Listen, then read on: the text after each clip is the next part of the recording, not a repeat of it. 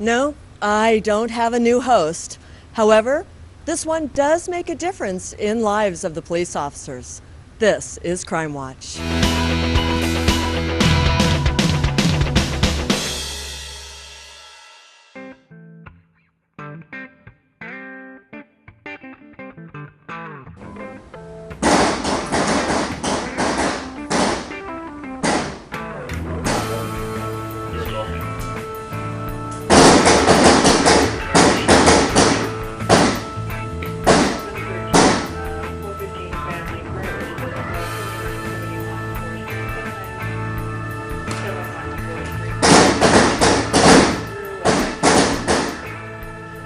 Hello and welcome to Crime Watch. I'm Jane Cameron with Sergeant Mike Lovchick of the Buena Police Department. Here, not here. Well, obviously we're in the shooting range, and there are no officers ready to shoot yet. Yeah, we wouldn't be standing here if that was the case. So tell us a little bit about this facility. Well, this is a very state-of-the-art facility that we have here compared to our last shooting range that was built in the 50s. In the basement. In the basement, yeah, in the dungeon. This is definitely state-of-the-art. Now, this opened up in 2009 when we opened up the brand new police station, but again, it's leaps and bounds better than what we used to have. And we could be here for a long time explaining the intricacies of how this works and all that, but it's just a great, great place. Well, and I know too that other police departments come here to do their shooting, which is a great opportunity. Absolutely, yeah, because not a lot of places have indoor shooting ranges like this, especially ones that are kind of geared towards law enforcement scenarios. And one real neat tidbit about this place is that we can actually pull a car inside here, a police car inside here, and another car, to where we can practice car stops. And if a shooting happens during a car stop or something like that, we would be able to practice for things like that. Well, you mentioned practice, but why do officers need to have a shooting range? Well, we qualify here at the Buena Park Police Department at least once a month with our handguns, which is way above standard with other police departments, to be quite honest with you. It's basically for proficiency purposes, but I'll tell you this much, and you need to be proficient with your handguns. You may go your whole career without ever having to use your firearm or any other type of weapon like that, but it really counts when the chips are on the table. You have to be able to do what you have to do. In real life, you don't have a target that stays stable. Sure. You don't have the ability to get ready to shoot and to prop yourself and all that. It's more quick and unexpected. So how does something like this help for those real life situations when you don't have a stage situation? Well, one of the things that's really neat about this is, if you can see, I don't know if Mark, you can see up here, it's got tracks and stuff like that. These targets we're able to move them back and forth. They can move, they can swing. The targets can kind of swing like that. We can twist them around to where they're bladed like this, and then all of a sudden they pop up like that. We can put targets on here that have, like for example, somebody holding a hostage. So it's like, or it might be someone that if it's on a twisted away side, and it turns around and it's a little kid, or it's someone going like this, or whatever it is. If it's a threat, we're able to respond to it, especially if they're holding if we have the silhouettes that are actual people that are holding firearms. So that's really a good way to practice being able to identify what a threat is and what's not a threat. At the last minute. Absolutely. Or second. I'll tell you, the majority of shooting instances are split seconds. It's a split second decision, and it's not some long drawn out thing like you see on television where they have all the time in the world to make their decisions on stuff. Or we watch it and it seems like they have all the time in the world. Right. It is a split second decision, and it's a decision that will be, no, I'll say it, haunting them for the rest of their career. Absolutely. Absolutely. So officers, do they come in on their days off to qualify, or how do you handle that when you're doing this once a month? Normally we have the officers qualify while they're on duty. Matter of fact, tonight we have some of our mid-watch guys that are going to be in here momentarily, and giving us dirty looks because we're delaying them. We're going to actually watch them do their qualifications here in just a couple minutes.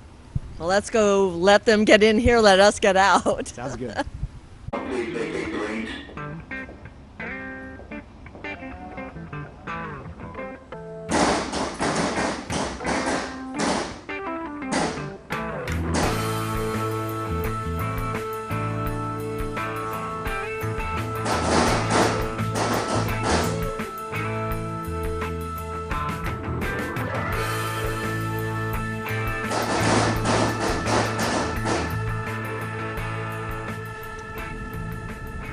Sergeant, I heard something about Cypress College on the radio. That's not in the city of Buena Park, is it? No, that's actually in the city of Cypress. Okay, so why would there be a call at Cypress College and Buena Park's radio and responding on it? Well, from what I can tell, it is what's called an Assist Other Department call, an AOD. And what happened is, and I'm speculating on this here, is that Cypress Police Department might be tied up on some real busy call, or all their officers are real busy, and they have a somewhat urgent call pending in their city. So what they did was they would call up our dispatchers and ask them, hey, do you have a couple of units that can go check on this call real quick, and if we can break from what we're doing, we'll go take care of business. But right now they can't send, they don't have anybody to send to this urgent pending call.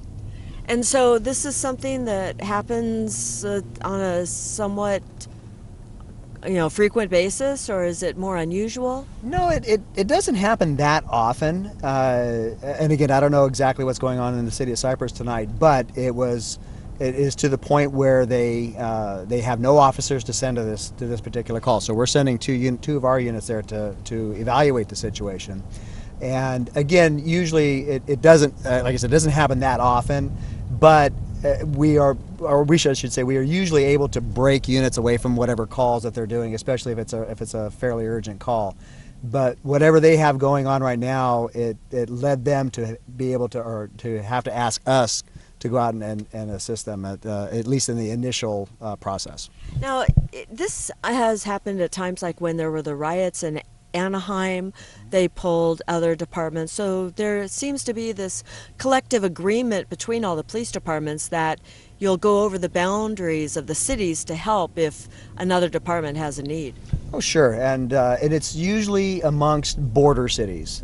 So like, for example, this here is, we're obviously border with Cypress, but we also border with La Palma, Fullerton, parts of Anaheim, even parts of La Mirada up in the north end. And so what we'll do is if we're the closest agency to be able to help them, they'll call us up and we'll go run out there and help them out. It's a nice little setup for the residents to know that even if your city's busy, there's help, just a little bit away. Yeah, there's 99 times out of 100, if you call the Buena Park Police Department and ask for services, a Buena Park police officer is going to show up at your house. Probably 99.9. Yeah, oh yeah, absolutely. But again, like I said, there might be a chance where if we are tied up, kind of like in the last show when we were so busy with all those traffic accidents, if there was any real urgent calls that were happening in the city of Buena Park, we may have had to ask Cypress or Anaheim or La Palma to go out and at least handle it initially. And you all have the same basic policies and procedures, and so you're all on the same page. Absolutely. Matter of fact, it's this particular call that we're going to. If it's what I think it is, it looks like a domestic violence call, and same laws apply to the city of Buena Park as they do to the city of Cypress. So we turned around. We're not going to Cypress College anymore? No, we had to make a U-turn because a more urgent call came out in our city that we had to divert the officers that were responding to Cypress College to handle the call in our city. So this is a perfect example of we will provide the services to another city if we don't need them in our city. That's exactly it. Matter of fact, more than likely, I would imagine that we called Cypress up and said, hey, we have this more urgent crime that occurred or incident that's occurring in our city now. Can you check and see if you got somebody else? So more than likely what they can do, have another neighboring city like La Palma or even Los Alamitos, they can break out of their city and go handle this call over here. We don't talk about dispatchers often, but they work right along with the officers to provide the service to the community. Boy, I'll tell you, I have the utmost respect for dispatchers, having been not only in the job as a police officer for many, many years, but I also had the opportunity to be a supervisor over the communications unit. And I'll tell you, they are unsung heroes. They get a lot of abuse on the phone, and even sometimes on the radio from us, but it's they do such a fantastic job, and I can't thank them enough for what they do for us. So what's going on with this call that we diverted from Cypress College? Well, this was a report of an armed robbery that occurred not too long ago. It was one of those just occurred things, and apparently a guy was walking down the street, and some guy come up to him and said, pointed a gun at him, said, "Give me all your money and your cell phones and all that stuff," and that's what happened. And so we've got officers in this neighborhood now kind of looking around for the suspect that possibly did this crime. And like I said, we've got two or three other cops that are driving around the neighborhood. We just I got to roll the windows down, but we're in the area just kind of giving an eyeball here just to see if we come across somebody. Obviously, if I'm a police officer, so I can take action if I have to, but it's one of those things where we try to send as many cops into a call like this as possible, because that's obviously some person that we definitely want to catch. So if something like that happened, do you really expect to find somebody walking along on the sidewalk or finding them in the area? I mean, wouldn't they hide or duck somewhere?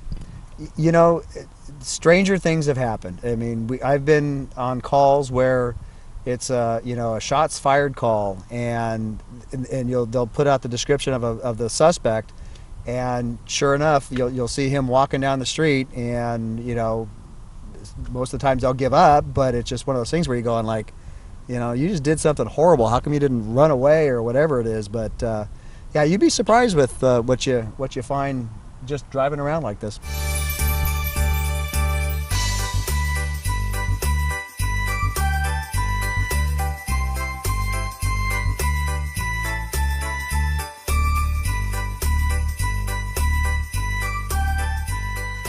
Obviously, it's the holiday season because we're all shopping, right? But when you shop, there's a way to be safe. So this is our annual be careful, don't be a victim, keep all your stuff, and have a nice holiday session. Matter of fact, it's interesting that you say that, because one of the programs we have is the Lock It or Lose It program. And we generally have it about this time of the year, especially when the malls are busy and the stores are busy. There's people shopping all over the place. So we try to make sure that people are aware of what things that they can do to protect themselves. Okay, so you go out shopping. You've got a lot of stuff. Can you go put it in your car and then keep on shopping? You can, if you have a trunk on your car. So what happens is a lot of people have a tendency to drop their packages inside the back seat, and then they'll go run inside and go for more. Well, unfortunately, the bad guy can see the packages in your back seat there. So it's real simple to break that window and grab and run. So we tell people, if you're gonna put your packages in your car, put them inside the trunk. Now, one more safety tip on that one is, let's say, for example, you want to put your packages in your trunk and go back in shopping. One thing that would make it even more safer, if you want to walk a little bit or lose your parking spot, back out of the parking spot and go down a couple more aisles and repark again. Oh, smart. Yeah, because somebody might be watching you and going, okay, well, all I got to do is pop the window and pop the trunk, and I got the same packages. But if they see you packing That's up, a smart hint. yeah, they see you packing up and driving away, they're not gonna see where you go. They're just gonna go look for somebody else if they happen to be in that parking lot. But that's just an old trick that I thought of, and I've told my wife how to do that kind of stuff. So, but yeah, and you'd be surprised too how many people just simply don't lock their cars. And that is very, very frustrating, because we get a lot of reports that they'll say, the poor victim there has lost all their packages or whatever was in their car, and the first thing you ask them is, "Did you lock your car?" "Well, no," or "I don't know if I locked it," or whatever it is, and yeah, and you're just kind of going, "Oh no!" Just make it that much easier for the bad guy.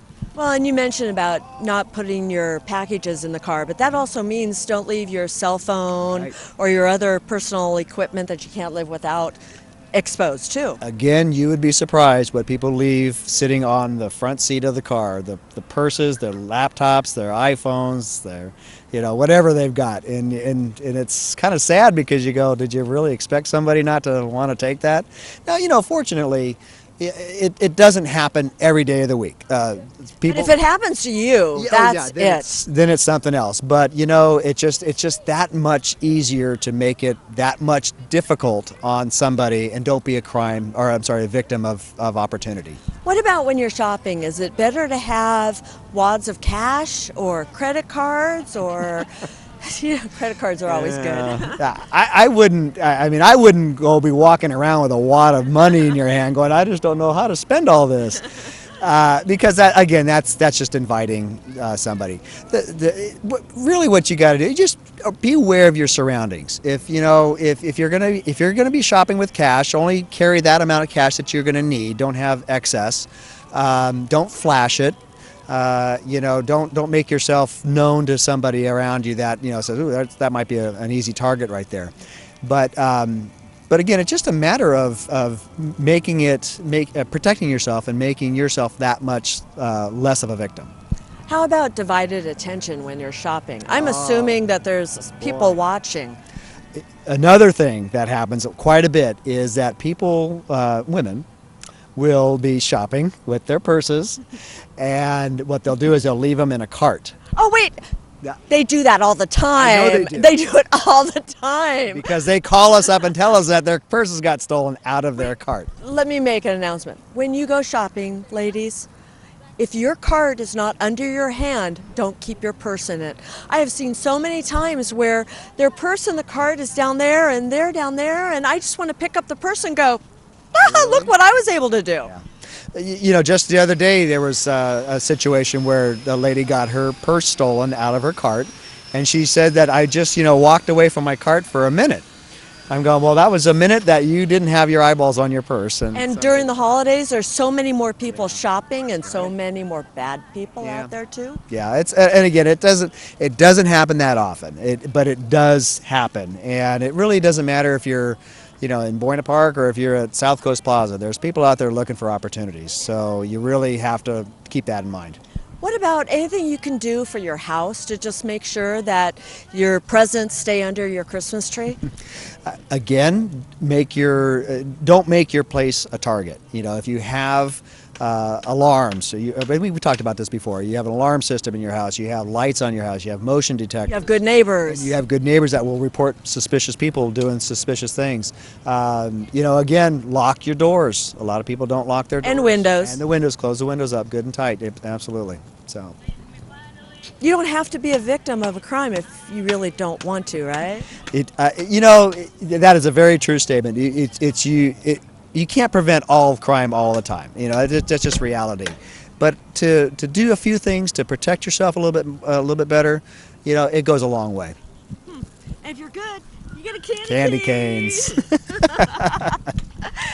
If you have any questions about tonight's show, you can call the Buena Park Police Department at 562-3901.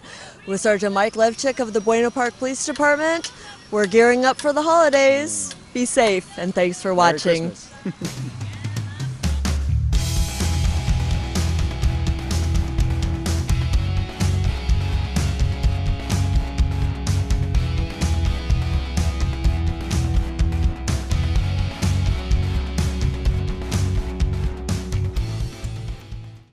Be sure to like us on the official City of Buena Park Facebook page and follow us on Twitter. There you'll find a little of everything from information about our city services and upcoming events to discounts offered by our entertainment attractions such as Knott's Berry Farm, Medieval Times, and Pirates Dinner Adventure.